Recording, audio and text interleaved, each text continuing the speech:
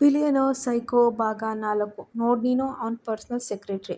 ಹಾಗಾಗಿ ನಿನ್ನ ಬಾಸ್ ಬಗ್ಗೆ ನಿನಗೆ ಪ್ರತಿಯೊಂದು ವಿಚಾರನೂ ಚೆನ್ನಾಗೇ ಗೊತ್ತಿರುತ್ತಲ್ವಾ?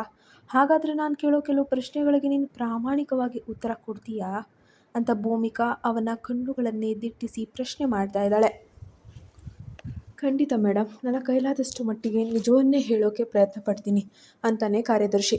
ನಿಖಿಲ್ ಕೇವಲ ಬಿಸ್ನೆಸ್ ಲಾಭಕ್ಕಾಗಿ ಮತ್ತು ತನ್ನ ಸ್ವಂತ ಹಿತಾಸಕ್ತಿಗಾಗಿ ನನ್ನನ್ನು ಮದುವೆಯಾಗಿದ್ದಾನೆ.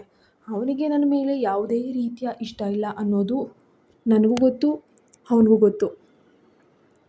ಬಟ್ ಅವನಿಗೆ ನನ್ನ ಮೇಲೆ ಯಾವುದೇ ಇಷ್ಟ ಇಲ್ಲ. ನನ್ನ ಲೈಫಲ್ಲಿ ಅವನು ಪ್ರೀತಿಸುವ ಅಥವಾ ಇಷ್ಟಪಡದ ಬೇರೆ ಯಾವುದಾದ್ರೂ ಗರ್ಲ್ ಫ್ರೆಂಡ್ ಅಥವಾ ಅವನ ಮನಸ್ಸಿನಲ್ಲಿ ಹಿಂದೆ ಅಥವಾ ಎಕ್ಸ್ ಗರ್ಲ್ ಫ್ರೆಂಡ್ ಯಾರಾದರೂ ಇದ್ದಾರಾ? ಮನಸ್ಸಿನಲ್ಲಿದ್ದ ಅತಿ ದೊಡ್ಡ ಅನುಮಾನವನ್ನು ಹೊರಹಾಕಿದ್ಲು. ಅದಕ್ಕೆ ಕಾರ್ಯದರ್ಶಿ ನಗುತ್ತಾ, ಅಯ್ಯೋ ಇಲ್ಲ ಮೇಡಮ್, ನಿಖಿಲ್ ಸರ್ಗೆ ಇದುವರೆಗೂ ಅವರ ಲೈಫಲ್ಲಿ ಯಾವುದೇ ರೀತಿಯ ಗರ್ಲ್ ಫ್ರೆಂಡ್ ಇರಲಿಲ್ಲ. ಲವ್, ಡೇಟಿಂಗು ಈ ಹೆಣ್ಣು ಮಕ್ಕಳ ಜೊತೆ ಸಮಯ ವ್ಯರ್ಥ ಮಾಡುವ ಕೆಲಸ ಅಂತ ಅವ್ರು ಭಾವಿಸ್ತಾರೆ. ಅವರಿನ್ನಿದ್ರು ಬರೀ ಬಿಸ್ನೆಸ್ ವರ್ಕ್ ಅಂತಲೇ ಇರೋರು ಅಂತ ಉತ್ತರಿಸ್ತಾನೆ. ಸರಿಯಾಗಾದರೆ ನೀನು ಹೊರಡಬಹುದು ಅಂತಾಳೆ Bhoomika. Thank you madam, have a good day ಅಂತ ಹೇಳಿ ಕಾರ್ಯದರ್ಶಿ ಅಲ್ಲಿಂದ ನಿರ್ಗಮಿಸ್ತಾನೆ. ಅವನು ಹೋದ ಮೇಲೆ ಭೂಮಿಕಾ ತನ್ನಷ್ಟಕ್ಕೆ ತಾನೇ ಆಲೋಚಿಸತೊಡಗಿದ್ಲು. ಓಹೋ, ಹಾಗಾದರೆ ಮಿಸ್ಟರ್ ನಿಖಿಲ್ಗೆ ಡೇಟಿಂಗ್ ಮಾಡೋದೆಲ್ಲ ಟೈಮ್ ವೇಸ್ಟ್ ಅನಿಸುತ್ತೆ. ಇದು ಒಂದು ರೀತಿಯಲ್ಲಿ ನನಗೆ ಒಳ್ಳೆಯದಾಯಿತು. ಈ ಬಿಸ್ನೆಸ್ ಒಪ್ಪದ ಒಂದು ಹಂತಕ್ಕೆ ಮುಗಿದ ತಕ್ಷಣವೇ ನಾನು ಅವನಿಂದ ಡಿವೋರ್ಸ್ ಪಡೆದು ದೂರ ಆಗಬಹುದು. ಯಾಕಂದರೆ ಅವನಿಗೂ ನನ್ನನ್ನು ಕಂಡ್ರೆ ಆಗಲ್ಲ, ನನಗೂ ಅವನನ್ನು ಕಂಡ್ರೆ ಇಷ್ಟ ಇಲ್ಲ. ಹಂಗಿದ್ರೆ ಮಿಸ್ಟರ್ ನಿಖಿಲ್ಗೆ ಡೇಟಿಂಗ್ ಮಾಡೋದೆಲ್ಲ ಟೈಮ್ ವೇಸ್ಟ್ ಅಂತ ಅನಿಸುತ್ತೆ. ಇದು ಒಂದು ರೀತಿಯಲ್ಲಿ ಬಹುಶಃ ನನಗೆ ಒಳ್ಳೆಯದೇ ಆಯಿತು. ಈ ಬಿಸ್ನೆಸ್ ಒಪ್ಪಂದದ ಒಂದು ಹಂತಕ್ಕೆ ಮುಗಿದ ತಕ್ಷಣ ನಾನು ಅವನಿಂದ ಡೈವೋರ್ಸ್ನ ಪಡ್ಕೊಂಡು ನನ್ನ ಪಾಡಿಗೆ ನಾನು ನನ್ನ ಲೈಫ್ನ ನೋಡ್ಕೊಂಡು ದೂರ ಆಗಿಬಿಡ್ಬೋದು. ಯಾಕಂದರೆ ಅವನಿಗೂ ನನ್ನ ಕಂಡ್ರೆ ಆಗಲ್ಲ ಅಲ್ವಾ. ಸೊ ನನಗಂತ ಅವ್ನು ಕಂಡ್ರೆ ಒಂಚೂರು ಇಷ್ಟ ಇಲ್ಲ. ಅವನ ಮೇಲೆ ಯಾವುದೇ ರೀತಿಯ ಭಾವನೆಯೂ ಇಲ್ಲ. ಭೂಮಿಕಾ ತನ್ನಷ್ಟಕ್ಕೆ ತಾನು ಯೋಚಿಸಿಕೊಳ್ಳುತ್ತಾ ಏನೇನೋ ಲೆಕ್ಕಾಚಾರ ಹಾಕುತ್ತಾ ತನ್ನ ಲೈಫ್ ಅಲ್ಲಿಗೆ ಸೆಟಲ್ ಆಗುತ್ತಪ್ಪ ಅಂತ ನಿರಳಲ್ಲ ಅಂದು. ಅವಳಿಗೆ ಇಡೀ ದಿನ ಮನೆಯಲ್ಲೇ ಒಬ್ಬಳೇ ಕೂತು ಬೇರೇನು ಮಾಡಲು ತೋಚ್ತಾ ಇರಲಿಲ್ಲ. ಮನೆಯ ಫ್ರಿಜ್ನಲ್ಲಿ ತಿನ್ನಲು ಏನೂ ಇಲ್ಲದ ಕಾರಣ ಹೇಗಿದ್ದರೂ ದಿನಸಿ ಗ್ರಾಸರಿ ಸಾಮಾನುಗಳನ್ನು ತರಲೇಬೇಕಲ್ವಾ ಅಂತ ಅಂದುಕೊಂಡು ಅವಳು ತಾನೇ ಖುದ್ದಾಗಿ ಹೊರಗೆ ಹೋದಳು. ಜೊತೆಗೆ ಇವತ್ತು ರಾತ್ರಿ ಊಟಕ್ಕೆ ಏನೇನು ಮಾಡೋದು ಅಂತಲೂ ಕೂಡ ವಿಷಯದಲ್ಲಿ ಏನಾದರೂ ಹೇಳಬೇಕು ಅಂದ್ಕೊಂಡಿದ್ಲು. ಮಾರುಕಟ್ಟೆಯಿಂದ ಸಾಮಾನುಗಳೆಲ್ಲ ಖರೀದಿಸಿ ಮನೆಗೆ ಬಂದ ಮೇಲೆ ಅವಳೇ ಅಡುಗೆನೂ ಮಾಡೋಕ್ಕೆ ನಿರ್ಧಾರ ಮಾಡ್ತಾಳೆ. ನಿಜ ಹೇಳಬೇಕಂದ್ರೆ ಭೂಮಿಕಾಗೆ ಅಡುಗೆ ಮಾಡೋದು ಅಷ್ಟಾಗಿ ಬರ್ತಾ ಇರಲಿಲ್ಲ. ಅವಳು ಅದರಲ್ಲಿ ಎಕ್ಸ್ಪರ್ಟು ಆಗಿರಲಿಲ್ಲ. ಹಾಗಾಗಿ ಹೆಚ್ಚು ಶ್ರಮವಿಲ್ಲದೆ ಸುಲಭವಾಗಿ ಮಾಡಬಹುದಾದಂತಹ ಪಾಸ್ತಾವನ್ನು ಮಾಡಲು ರೆಡಿಯಾದಳು. ಆದರೆ ಅಡುಗೆ ಮಾಡುವಂತಹ ಗಡಿಬಿಡಿಯಲ್ಲಿ ಅವಳು ತರಕಾರಿ ಕತ್ತರಿಸುವಾಗ ತನ್ನ ಬೆರಳನ್ನೇ ಸ್ವಲ್ಪ ಗಾಯ ಮಾಡ್ಕೊಂಡ್ಬಿಡ್ತಾಳೆ. ಅಷ್ಟೇ ಅಲ್ಲದೆ ಬಿಸಿ ಬಿಸಿ ಪಾತ್ರೆ ತಗಲಿ ಅವಳ ಕೈ ಕೂಡ ಲಘುವಾಗಿ ಸುಟ್ಟು ಹೋಗುತ್ತೆ. ಮೊದಲ ಬಾರಿಗೆ ಆ ಸೈಕೋ ನಿಖಿಲ್ಗೆ ತಾನು ಮಾಡಿದ ಅಡುಗೆಯನ್ನು ತಿನ್ನಿಸ್ಬೇಕಲ್ಲ ಅನ್ನುವಂತಹ ಒಂದು ಅತಿಯಾದ ಹೆದರಿಕೆ ಇರ್ಬೋದು ಅವಳನ್ನು ಒಂದು ರೀತಿ ಹಿಂಸೆ ಮಾಡ್ತಾ ಕಾಡ್ತಾನೆ ಇತ್ತು. ಅಡುಗೆ ಎಲ್ಲ ಮುಗಿದ ನಂತರ ಮನೆಗೆ ಬಂದು ಒಟ್ಟಿಗೆ ಊಟ ಮಾಡುವಂತೆ ನಿಖಿಲ್ಗೆ ಒಂದು ಫೋನ್ ಮಾಡೋಣ ಅಂತ ಅಂದ್ಕೊಂಡ್ಳು. ಆದರೆ ಅವಳ ಹತ್ತಿರ ಅವನ ಫೋನ್ ನಂಬರೇ ಇರಲಿಲ್ಲ. ಬೇರೆ ವಿಧಿ ಇಲ್ಲದೆ ಅವಳು ಡೈನಿಂಗ್ ಮೇಜಿನ ಮೇಲೆ ಆಹಾರವನ್ನು ಜೋಡಿಸಿಟ್ಕೊಂಡು ನಿಖಿಲ್ ಬರ್ತಾನೆ ಅಂತ ಕಾಯ್ತಾ ಕುಳಿತಿದ್ಲು. ಕಾಯುತ್ತಾ ಅವಳಿಗೆ ತಾನೇ ಅರಿಯದಂತೆ ಕುಳಿತಲ್ಲೇ ಗಾಢವಾದ ನಿದ್ದೆ ಆವರಿಸಿತು. ಆಗಲೇ ರಾತ್ರಿ ಸುಮಾರು 11 ಗಂಟೆಯಾಗಿತ್ತು. ಅದೇ ಸಮಯದಲ್ಲಿ ನಿಖಿಲ್ ಕೀ ಬಳಸಿ ಲಾಕ್ ತೆಗೆದು ಮನೆಗೆ ಮರಳುತ್ತಾನೆ.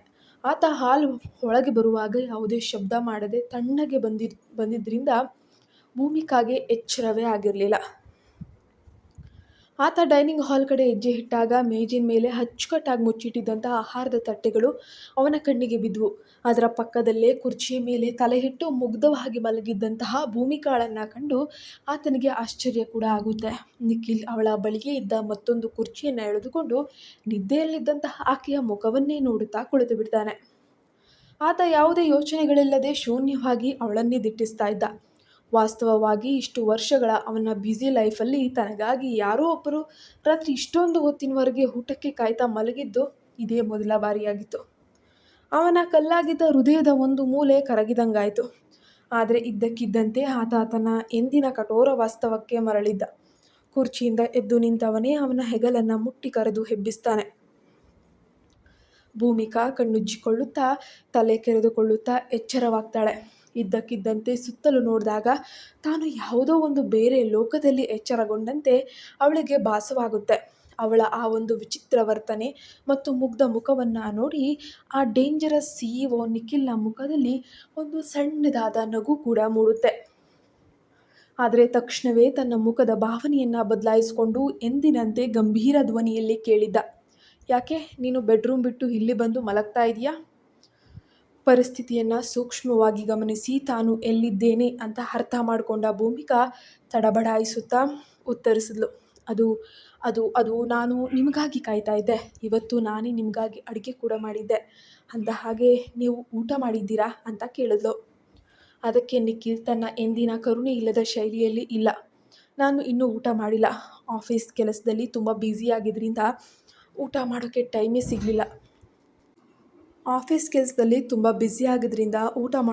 ಸಿಗಲಿಲ್ಲ. ಅಷ್ಟಕ್ಕೂ ನೀನೇನು ತಿಂದಿಲ್ವ ಇನ್ನೂ ಎಂದನು. ಅದು ಇಲ್ಲ, ನಾನು ನಿಮಗೋಸ್ಕರನೇ ಕಾಯ್ತಾ ಇದ್ದೆ. ನನಗೂ ತುಂಬ ಹಸಿವಾಗ್ತಿದೆ. ಸೊ ಪ್ಲೀಸ್ ನೀವು ಬೇಗ ಫ್ರೆಶ್ ಅಪ್ ಆಗಿ ಬಂದರೆ ಇಬ್ಬರು ಜೊತೆಯಾಗಿಯೇ ಊಟ ಮಾಡಬಹುದು ಅಂತ ಹೇಳ್ತಾಳೆ. ಒಂದು ವೇಳೆ ನಿಮಗೆ ಊಟ ಬೇಡ ಅಂದರೂ ಪರವಾಗಿಲ್ಲ, ನಾನು ಈಗಲೇ ನಿಮಗಾಗಿ ಎಲ್ಲವನ್ನ ರೆಡಿ ಮಾಡಿಟ್ಟಿದ್ದೀನಿ ಅಂತ ಅಂದ್ಲು ಭೂಮಿಕಾ. ಅವಳ ಮಾತನ್ನು ಕೇಳಿದ ನಿಖಿಲ್ ಒಪ್ಕೊಂಡು, ಸರಿ ಸರಿ, ನಾನೊಂದು 5 ನಿಮಿಷದಲ್ಲೇ ಫ್ರೆಶ್ ಅಪ್ ಆಗಿ ಬಂದುಬಿಡ್ತೀನಿ ಎನ್ನುತ್ತಾ ತನ್ನ ಕೋಣೆಯ ಕಡೆಗೆ ನಡೆದನು. ನಿಖಿಲ್ ರೂಮಿಗೆ ಹೋದ ತಕ್ಷಣ ಭೂಮಿಕಾ ಗಡಿಬಿಡಿಯಿಂದ ಅಡುಗೆ ಮನೆಗೆ ಹೋಗಿ ಪಾಸ್ತಾವನ್ನು ಮತ್ತೊಮ್ಮೆ ಚೆನ್ನಾಗಿ ಬಿಸಿ ಮಾಡಿ ಡೈನಿಂಗ್ ಮೇಜಿನ ಮೇಲೆ ತಂದಿಟ್ಲು. ಅವನು ಇನ್ನೇನು ಬಂದ್ಬಿಡ್ತಾನೆ ಅಂತ ಹೇಳಿ ಅವಳು ಬಡಿಸೋಕೆ ಸಿದ್ಧಳಾಗಿದ್ಲು. ಅಷ್ಟರಲ್ಲಿ ನಿಖಿಲ್ ಫ್ರೆಶ್ ಅಪ್ ಆಗಿ ಬಂದು ತಿನ್ನಲು ಕುಳಿತುಕೊಳ್ತಾನೆ. ಆತ ಚಮಚ ಕೈಗೆತ್ತಿಕೊಳ್ಳುವಾಗ ಎದುರು ಕುಳಿತಿದ್ದ ಭೂಮಿಕಾಳ ಕೈ ಸ್ವಲ್ಪ ಸುಟ್ಟು ಕಪ್ಪಾಗಿರುವುದು ಮತ್ತು ಅವಳ ಒಂದು ಬೆರಳಿಗೆ ಬ್ಯಾಂಡೇಜ್ ಸುತ್ತಿರುವುದು ಅವನ ಕಣ್ಣಿಗೆ ಬೀಳ್ತಾ ಇದೆ. ಅದನ್ನು ನೋಡಿದ ನಿಖಿಲ್ಗೆ, ನಿನಗೆ ಅಡುಗೆ ಮಾಡೋಕ್ಕೆ ಸರಿಯಾಗಿ ಬರದೇ ಇದ್ಮೇಲೆ ಯಾಕೆ ಇಷ್ಟೊಂದು ರಿಸ್ಕ್ ತಗೊಂಡು ತೊಂದರೆ ಅನುಭವಿಸ್ಬೇಕಾಗಿತ್ತು ಅಂತ ನೇರವಾಗಿಯೇ ಕೇಳ್ತಾನೆ. ಅವನ ಮಾತಿಗೆ ಮುಖ ಸಣ್ಣಗೆ ಮಾಡಿಕೊಂಡ ಭೂಮಿಕಾ, ಅಯ್ಯೋ ಕ್ಷಮಿಸಿ, ನನಗೆ ಅಡುಗೆ ಮಾಡುವುದು ಚೆನ್ನಾಗಿಯೇ ಗೊತ್ತು. ಆತುರದಲ್ಲಿ ಸ್ವಲ್ಪ ಎಡವಟ್ಟು ಮಾಡಿಕೊಂಡೆ ಅಷ್ಟೇ. ಏನು ಪರವಾಗಿಲ್ಲ, ನೀವು ಮೊದಲು ತಿಂದು ನೋಡಿ ಹೇಗಿದೆ ರುಚಿ ಅಂತ. ಅಡುಗೆ ನಿಜವಾಗಿಯೂ ತುಂಬ ರುಚಿಯಾಗಿದೆ ಅಂತ ಹೇಳ್ತಾಳೆ. ನಿಖಿಲ್ ಒಂದು ತುತ್ತು ಬಾಯಿಗಿಟ್ಕೊಳ್ತಾನೆ. ಪಾಸ್ತಾ ಅಂದುಕೊಂಡಿದ್ದಕ್ಕಿಂತಲೂ ಕೂಡ ಅದ್ಭುತವಾಗಿಯೇ ಬಂದಿತ್ತು. ಆತ ಮನಸ್ಸಿನಲ್ಲೇ ಮೆಚ್ಚಿಕೊಳ್ಳುತ್ತಾ, ಅಡುಗೆ ನಿಜಕ್ಕೂ ರುಚಿಯಾಗಿದೆ ಅಂತ ಹೇಳ್ತಾನೆ. ನೋಡಿದ್ರಾ, ನಾನು ಆಗಲೇ ಹೇಳಿಲ್ವ ನಿಮಗೆ? ನಿಖಿಲ್ ಬಾಯಿಂದ ಹೊಗಳಿಕೆ ಕೇಳಿ ಭೂಮಿಕಾಗೆ ಒಂಥರ ಹೆಮ್ಮೆಯಿಂದ ಪ್ರೌಡ್ ಫೀಲ್ ಮಾಡ್ಕೊಳ್ತಾ ಅವಳು ಖುಷಿಯಿಂದ ತನ್ನ ತಟ್ಟೆಯಲ್ಲಿದ್ದ ಪಾಸ್ತಾವನ್ನು ತಿನ್ನುತ್ತಿರುವಾಗಲೇ ಇದ್ದಕ್ಕಿದ್ದಂತೆ ಅವಳಿಗೆ ನಿಖಿಲ್ ಜೊತೆ ವಿಚ್ಛೇದನ ಮೀನ್ಸ್ ಡೈವೋರ್ಸ್ ಬಗ್ಗೆ ಮಾತಾಡಬೇಕಾಗಿರುವಂಥದ್ದು ಆ ಕ್ಷಣದಲ್ಲಿ ನೆನಪಿಗೆ ಬಂದ್ಬಿಡುತ್ತೆ. ಇಲ್ಲಿಂದ ಭೂಮಿಕಾಳ ದೃಷ್ಟಿಕೋನದಲ್ಲಿ ಅವಳ ಮನಸ್ಸಿನ ಆಲೋಚನೆಗಳನ್ನು ಹೇಳಲಾಗುತ್ತೆ. ನಾನು ಈಗಲೇ ಅವನ ಹತ್ರ ಈ ವಿಷಯವನ್ನು ಕೇಳಬೇಕಾ? ಅಥವಾ ಒಂದು ವೇಳೆ ಆ ಸೈಕೋಗೆ ಕೋಪ ಬಂದುಬಿಟ್ಟು ಊಟ ಅರ್ಧಕ್ಕೆ ಬಿಟ್ಟು ಹೊಂಟೋದ್ರೆ? ನಾನು ಈಗ ತಾನೇ ಮದುವೆಯಾಗಿ ಬಂದು ಇವಾಗಲೇ ವಿಚ್ಛೇದನದ ಬಗ್ಗೆ ಮಾತಾಡಿಬಿಟ್ರೆ ನನ್ನ ಕುಟುಂಬದವರು ಕೇವಲ ತಮ್ಮ ಸ್ವಂತ ಬಿಸ್ನೆಸ್ ಲಾಭಕ್ಕೋಸ್ಕರನೋ ಅಥವಾ ಅವನನ್ನು ಬಳಸ್ಕೊಂಡ್ರು ಅನ್ನೋ ಥರ ಫೀಲಿಂಗ್ ಅವ್ನಿಗೆ ಬಂದುಬಿಟ್ರೆ, ದೇವರೇ, ನಾನು ಈಗ ಏನು ಮಾಡಲಿ? ಏನೇ ಆಗಲಿ ಧೈರ್ಯ ಮಾಡಿ ಒಮ್ಮೆ ಕೇಳಿಬಿಡ್ತೀನಿ ಅಂತ ಮನಸ್ಸಿನಲ್ಲಿ ನಿರ್ಧರಿಸಿದ್ಲು.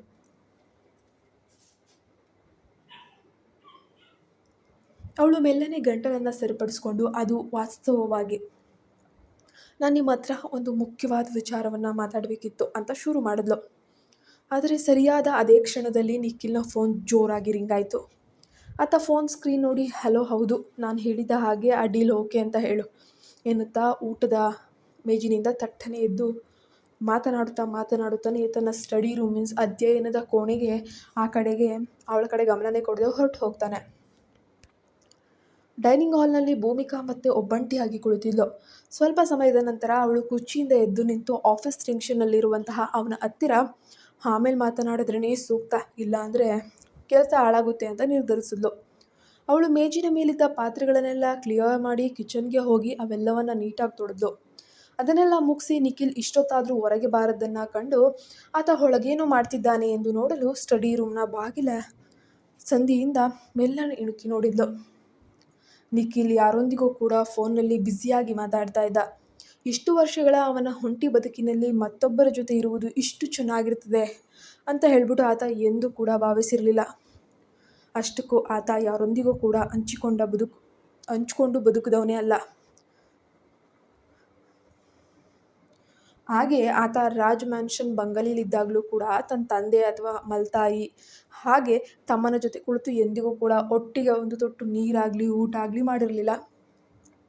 ಇನ್ನು ಕಾಲೇಜಿನಲ್ಲಿದ್ದಾಗಲೂ ಅಷ್ಟೇ, ಅದು ತನ್ನ ಬಹುಪಾಲು ಸಮಯವನ್ನು ಹಾಸ್ಟೆಲ್ನಲ್ಲೇ ಕಳೆದಿದ್ದರಿಂದ ಯಾರೊಂದಿಗೂ ಅಷ್ಟಾಗಿ ಬೆರೆತು ಸಮಯ ಕಳೆದವನು ಅಲ್ಲ. ಇತ್ತ ಡೈನಿಂಗ್ ಹಾಲ್ನಲ್ಲಿ ಪಾತ್ರೆಗಳನ್ನೆಲ್ಲ ಕ್ಲೀನ್ ಮಾಡಿದ ನಂತರ ಭೂಮಿಕಾ ಮತ್ತೆ ನಿಖಿಲ್ಗೆ ಮುಖಾಮುಖಿಯಾಗುವುದು ಬೇಡ ಅಂದ್ಕೊಂಡು ನೇರವಾಗಿ ಬೆಡ್ರೂಮ್ಗೆ ಹೋಗಿ ಅವಳ ಪಾಡಿಗೆ ಅವಳು ಮಲ್ಕೊಂಡ್ಬಿಟ್ಲು. ನಿಖಿಲ್ ತನ್ನೆಲ್ಲ ಬಿಸ್ನೆಸ್ ಕೆಲಸ ಮುಗಿಸಿ ಮಲಗಲು ರೂಮಿಗೆ ಬಂದಾಗ ಬೆಳಗಿನ ಜಾವ ಸುಮಾರು 3 ಗಂಟೆಯಾಗಿತ್ತು. ಆ ಸಮಯದಲ್ಲಿ ಭೂಮಿಕಾ ಆಗಲೇ ಗಾಢನಿದ್ದೆಗೆ ಜಾರಿದ್ಲು. ಎಂದಿನಂತೆ ಅವಳ ಒಂದು ಕೈ ಮತ್ತು ಕಾಲು ನಿಖಿಲ್ ಮಲಗುವ ಹಾಸಿಗೆಯ ಬಲಭಾಗದ ಕಡೆಗೆ ಚಾಚಿಕೊಂಡು ಮಲಗಿದ್ಲು. ಆತ ಅತ್ಯಂತ ನಿಧಾನವಾಗಿ ಅವಳಿಗೆ ಎಚ್ಚರವಾಗದಂತೆ ಅವಳ ಕೈ ಮತ್ತು ಕಾಲುಗಳನ್ನು ಎತ್ತಿ ಪಕ್ಕಕ್ಕೆ ಸರಿಸಿ ತಾನು ಮಲಗುವ ಜಾಗದಲ್ಲಿ ಬಂದು ಅವನ ಪಾಡಿಗೆ ಅವನು ಮಲ್ಕೊಂಡ. ಮರುದಿನ ಬೆಳಗ್ಗೆ ಭೂಮಿಕಾಗೆ ಎಚ್ಚರವಾಯಿತು. ಅವಳು ಕಣ್ಣು ಬಿಟ್ಟು ಹಾಸಿಗೆಯ ಪಕ್ಕದ ಸೀಟನ್ನು ನೋಡಿದಾಗ ನಿಖಿಲ್ ಅಲ್ಲಿರಲಿಲ್ಲ. ಆತ ಆಗಲೇ ವಾಶ್ರೂಮ್ ಒಳಗೆ ಸ್ನಾನ ಮಾಡ್ತಿದ್ದು ಸದ್ದು ಕೇಳಿಸ್ತು. ತಾನು ರಾತ್ರಿ ನಿದ್ದೆಯ ಮಂಪರ್ನಲ್ಲಿ ಮತ್ತೆ ಹಾಸಿಗೆಯ ತಪ್ಪು ಬದಿಗೆ ಅಂದರೆ ನಿಖಿಲ್ನ ಜಾಗಕ್ಕೆ ಜಾರಿರುವುದನ್ನು ಅರಿತುಕೊಂಡು ಅವಳು ಆತ ಹೊರಗೆ ಬರುವಷ್ಟರಲ್ಲೇ ಗಾಬರಿಯಿಂದ ಬೇಗನೆ ತನ್ನ ಎಡಭಾಗದ ಸೀಟಿಗೆ ಬಂದು ಮಲ್ಕೊಂಡ್ಬಿಟ್ಲು. ಸ್ವಲ್ಪ ಸಮಯದ ನಂತರ ಅವಳು ಹಾಸಿಗೆಯಿಂದ ಎದ್ದು ನೇರವಾಗಿ ಅಡುಗೆ ಮನೆಗೆ ಹೋದ್ಲು. ಇವತ್ತಿನ ಬ್ರೇಕ್ಫಾಸ್ಟ್ಗಾಗಿ ಕೆಲವೊಂದಷ್ಟು ಮೊಟ್ಟೆಗಳನ್ನು ಆಮ್ಲೆಟ್ ಮಾಡಿ ಬ್ರೆಡ್ಡನ್ನು ಸುಟ್ಟು ಅಂದರೆ ಟೋಸ್ಟ್ ಮಾಡಿ ರೆಡಿ ಇಟ್ಲು. ಅಷ್ಟರಲ್ಲಿ ನಿಖಿಲ್ ಕೂಡ ಪರ್ಫೆಕ್ಟಾಗಿ ಆಫೀಸ್ ಸೂಟನ್ನು ಧರಿಸಿ ಬೆಡ್ರೂಮ್ನಿಂದ ಹೊರಗೆ ಬರ್ತಾನೆ. ಆತ ನಡೆದು ಬರುವುದನ್ನೇ ದಿಟ್ಟಿಸ್ತಿದ್ದ ಭೂಮಿಕಾಗೆ ಮನಸ್ಸಿನಲ್ಲೊಂದು ಆಲೋಚನೆ ಮೂಡ್ತು. ಒಂದು ವೇಳೆ ಇವರಿಬ್ಬರ ಭೇಟಿ ಇಂತಹ ಕಠೋರ ಪರಿಸ್ಥಿತಿಯಲ್ಲಿ ಆಗದೆ ಇರ್ತಿದ್ರೆ ನಿಖಿಲ್ನ ಅದ್ಭುತ ಸುಂದರ ಮುಖಕ್ಕೆ ತಾನು ಖಂಡಿತವಾಗಿಯೂ ಮರಳಾಗ್ಬಿಡ್ತಿದ್ದೆ ಅಂತ ಅನಿಸುತ್ತೆ. ಆದರೆ ಆತನ ತಣ್ಣನೆಯ ಕರುಣೆಯಿಲ್ಲದ ವರ್ತನೆಯನ್ನು ನೆನೆದಾಗ ನಾನು ಅವನಿಂದ ಏನನ್ನೂ ನಿರೀಕ್ಷಿಸಲು ಸಾಧ್ಯವಿಲ್ಲ ಅನ್ನುವಂತಹ ಒಂದು ಕಹಿ ಸತ್ಯ ಅವಳಿಗೆ ಆ ಕ್ಷಣ ಅರಿವಾಗುತ್ತೆ. ಆಫೀಸ್ಗೆ ಹೊರಡುವ ಮುನ್ನ ದಯವಿಟ್ಟು ಉಪಹಾರ ಸೇವಿಸಿ ಅಂತ ಭೂಮಿಕಾ ಅವನಿಗೆ ವಿನಂತಿಸ್ತಾಳೆ. ಆದರೆ ನಿಖಿಲ್ ಕನಿಷ್ಠ ಮುಖವನ್ನು ಕೂಡ ನೋಡದೆ ನಿನಗಿದೆಲ್ಲ ಮಾಡಬೇಕಾದ ಅಗತ್ಯ ಇಲ್ಲ, ನಾನು ಆಫೀಸಿಗೆ ಹೋದ್ಮೇಲೆ ಬ್ರೇಕ್ಫಾಸ್ಟ್ ಮಾಡ್ಕೊಳ್ತೀನಿ ಅಂತ ಹೇಳ್ತಾನೆ ತುಂಬ ತಣ್ಣಗೆ. ಯಾವುದೇ ಫೀಲಿಂಗ್ಸನ್ನು ತೋರಿಸೋದೇ ಇಲ್ಲ ಅವನು. ನಾನು ಈಗಾಗಲೇ ನಿಮಗೋಸ್ಕರ ತಿಂಡಿ ರೆಡಿ ಮಾಡಿ ಇಟ್ಬಿಟ್ಟಿದ್ದೀನಿ, ಸುಮ್ಮನೆ ಕುಳಿತು ಊಟ ಮಾಡಿ. ಅಂದ ಹಾಗೆ ನಾನು ನಿಮ್ಮೊಂದಿಗೆ ಒಂದು ಅತ್ಯಂತ ಮುಖ್ಯವಾದ ವಿಷಯದ ಬಗ್ಗೆನೂ ಮಾತಾಡಬೇಕಾಗಿದೆ ಅಂತ ಹೇಳ್ತಾಳೆ. ಭೂಮಿಕಾಳ ಧ್ವನಿಯಲ್ಲಿದ್ದ ಗಂಭೀರತೆಯನ್ನು ಕಂಡು ನಿಖಿಲ್ ಕೊನೆಗೂ ಡೈನಿಂಗ್ ಟೇಬಲ್ ಬಳಿ ಇದ್ದ ಕುರ್ಚಿಯ ಮೇಲೆ ಬಂದು ಕುಳಿತುಕೊಳ್ತಾನೆ. ಆತ ತನ್ನ ವಾಚ್ ನೋಡಿಕೊಳ್ಳುತ್ತಾ, ನೀನು ಏನು ಹೇಳಬೇಕೋ ಅದನ್ನು ಬೇಗ ಹೇಳು, ನನಗೆ ಆಫೀಸ್ನಲ್ಲಿ ತುಂಬ ಕೆಲಸ ಇದೆ, ಈಗಾಗಲೇ ತುಂಬ ತಡ ಆಗಿಬಿಟ್ಟಿದೆ ಅಂತ ಹೇಳ್ತಾನೆ. ನಿಮಗೂ ಕೆಲಸದ ಗಡಿಬಿಡಿ ಇದೆ ಅಂತ ನನಗೂ ಗೊತ್ತು, ಹಾಗಾಗಿ ನಾನು ನಿಮ್ಮ ಸಮಯವನ್ನು ಜಾಸ್ತಿ ತಗೊಳ್ಳಲ್ಲ. ನಾನು ಮಾತನಾಡಲು ಹೊರಟಿರೋದು ನಮ್ಮಿಬ್ಬರ ಮದುವೆಯ ಬಗ್ಗೆ ಅಂತಲೂ ಭೂಮಿಕಾ ನೇರವಾಗಿ. ನಿಖಿಲ್ ಚಮಚ ಹಿಡಿಯುತ್ತಾ ಉಬ್ಬು ಗಂಟಾಕಿ ಕೇಳಿದ, ನಮ್ಮ ಮದುವೆಯ? ಅದರ ಬಗ್ಗೆ ಈಗ ಏನಾಗಬೇಕಾಗಿದೆ? ಭೂಮಿಕಾ ದೀರ್ಘವಾಗಿ ಉಸಿರು ಬಿಟ್ಟು ಅವನ ಕಣ್ಣುಗಳನ್ನೇ ದಿಟ್ಟಿಸಿ ಕೇಳಿದ್ಲು. ನಮಗೆ ಮದುವೆಯಾಗುವ ಮೊದಲೇ ನಿಮಗೇನಾದರೂ ನನ್ನ ಪರಿಚಯವಿತ್ತಾ? ಅಷ್ಟಕ್ಕೂ ನಿಮಗೆ ನಿಜವಾಗಿಯೂ ನನ್ನ ಮೇಲೆ ಸ್ವಲ್ಪನಾದರೂ ಆಸಕ್ತಿ ಇತ್ತೋ, ಅಥವಾ ಕೇವಲ ಈ ಬಿಸ್ನೆಸ್ ಡೀಲ್ಗಾಗಿ ಮಾತ್ರ ನನ್ನನ್ನು ಮದುವೆಯಾದ್ರಾ? ಇಲ್ಲ, ಖಂಡಿತವಾಗಿಯೂ ನನಗೆ ನಿನ್ನ ಮೇಲೆ ಯಾವುದೇ ಆಸಕ್ತಿ ಇರಲಿಲ್ಲ. ನಿಜ ಹೇಳಬೇಕಂದ್ರೆ ನನಗೆ ಈ ಮದುವೆಯಲ್ಲೇ ಆಸಕ್ತಿ ಇಲ್ಲ. ಮಿಸ್ಟರ್ ರಾಜ್ ಮೀನ್ಸ್ ತಂದೆ ನಿನ್ನನ್ನು ಮದುವೆಯಾಗುವಂತೆ ನನ್ನ ಮೇಲೆ ಒತ್ತಾಯ ಮಾಡಿದ್ರು. ಸಮ್ ಸಿಚುಯೇಷನ್ಸ್ ಅಷ್ಟೇ. ನೀನು ನನ್ನನ್ನು ಮದುವೆಯಾಗಲು ಬಯಸಿರಲಿಲ್ಲ, ನಾನು ಕೂಡ ನಿನ್ನನ್ನು ಮದುವೆಯಾಗೋಕ್ಕೆ ಇಷ್ಟಪಟ್ಟಿರಲಿಲ್ಲ.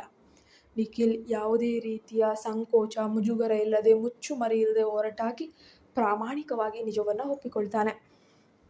ಆತನ ಈ ನೇರವಾದ ತಪ್ಪೊಪ್ಪಿಗೆ ಭೂಮಿಕಾಳ ಮನಸ್ಸಿಗೆ ಎಲ್ಲೋ ಒಂದು ಕಡೆ ಸಣ್ಣಗೆ ನೋವುಂಟು ಮಾಡಿತು.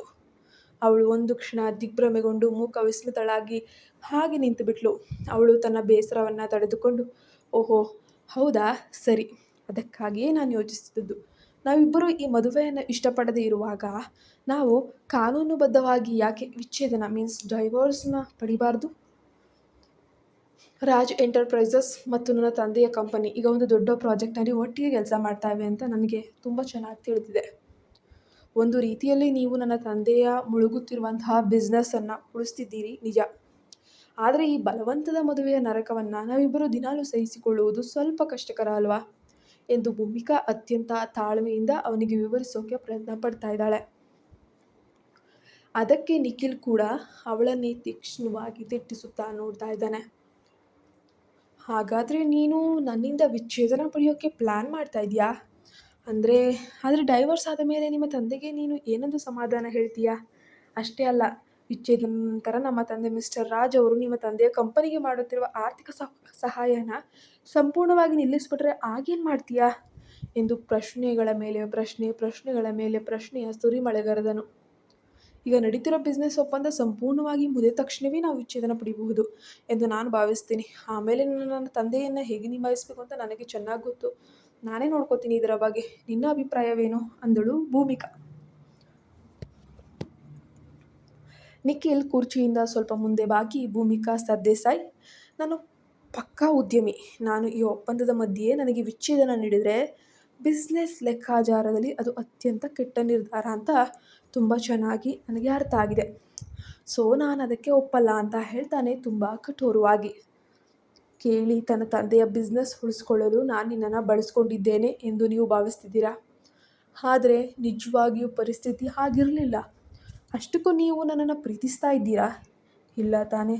ಇಬ್ಬರ ನಡುವೆ ಯಾವ ಪ್ರೀತಿಯೂ ಇಲ್ಲ, ಯಾವ ಪ್ರೇಮವೂ ಇಲ್ಲದ ಮೇಲೆ ನಾವು ವಿಚ್ಛೇದನ ಪಡೆದು ನಮ್ಮ ಜೀವನವನ್ನು ನೆಮ್ಮದಿಯಾಗಿ ಶಾಂತಿಯುತವಾಗಿ ನಾವು ಪ್ರೀತಿಸುತ್ತಿರುವಂತಹ ವ್ಯಕ್ತಿಗಳ ನಡುವೆ ನಡೆಸಬಹುದಲ್ವಾ? ಭೂಮಿಕಾ ತನ್ನ ವಾದವನ್ನು ಮಂಡಿಸಿದ್ಲು. ನಿಖಿಲ್ ಮುಖದಲ್ಲೊಂದು ವಿಕೃತವಾದ ಮುಗುಳ್ನಗೆ ಮೂಡಿತು. ಆರಂಭದಲ್ಲೇ ನನಗೆ ನಿನ್ನ ಮೇಲೆ ಅಷ್ಟೊಂದು ಇಂಟ್ರೆಸ್ಟ್ ಇರಲಿಲ್ಲ ಅನ್ನೋದು ನಿಜ. ಆದರೆ ಈ $1 ಬಿಲಿಯನ್ ಒಪ್ಪಂದ ಮುಗಿದ ತಕ್ಷಣವೇ ನಿನಗೆ ಸುಲಭವಾಗಿ ಡಿವೋರ್ಸ್ ನೀಡುವುದು ಒಬ್ಬ ಬಿಸ್ನೆಸ್ ಮ್ಯಾನ್ ಆಗಿ ನನಗೆ ಒಂದು ದೊಡ್ಡ ನಷ್ಟದಂತೆ ಭಾಸವಾಗುತ್ತೆ.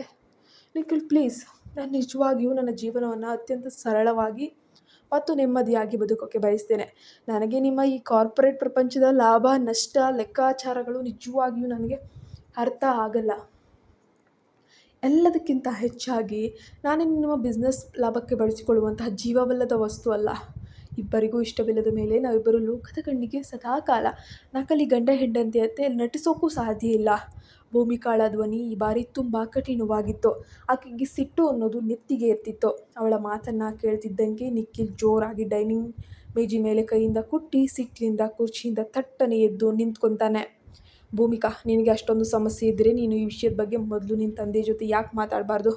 ಈ ಡೀಲ್ನಿಂದ ನನಗೆ ಬೇಕಾಗಿರುವುದು ಸಂಪೂರ್ಣವಾಗಿ ಸಿಗುವವರೆಗೂ ಯಾರದೋ ನೆಮ್ಮದಿಗಾಗಿ ನನಗೆ ಸುಳ್ಳು ಒಪ್ಪಂದಗಳನ್ನು ಮಾಡಿಕೊಳ್ಳಲು ಮನಸ್ಸಿಲ್ಲ. ಏನಂದೆ? ಈ ಸಂಬಂಧ ನಕಲಿ ಅನ್ನಿಸ್ತಿದೆಯಾ? ನಿನ್ನ ಆ ನೆಮ್ಮದಿಯ ಶಾಂತಿಯುತ ಜೀವನದ ಬಗ್ಗೆ ನೀನು ನನ್ನನ್ನು ಮದುವೆಯಾಗುವ ಮುನ್ನವೇ ಯೋಚಿಸಬೇಕಾಗಿತ್ತಲ್ವಾ?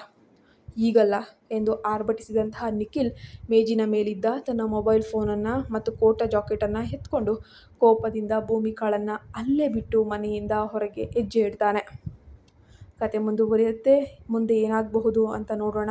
ದಯವಿಟ್ಟು ನಿಮ್ಮ ಅಭಿಪ್ರಾಯ ಏನಾದರೂ ಇದ್ದರೆ ದಯವಿಟ್ಟು ಕಮೆಂಟಲ್ಲಿ ತಿಳಿಸಿ. ಪ್ರತಿದಿನ 4 ಕತೆಗಳು ಬರುತ್ತೆ. ದಯವಿಟ್ಟು ಮಿಸ್ ಮಾಡ್ಕೋಬೇಡಿ. ಎಲ್ಲ ಕತೆಗಳನ್ನು ನೋಡಿ ಸಬ್ಸ್ಕ್ರೈಬ್ ಆಗಿ.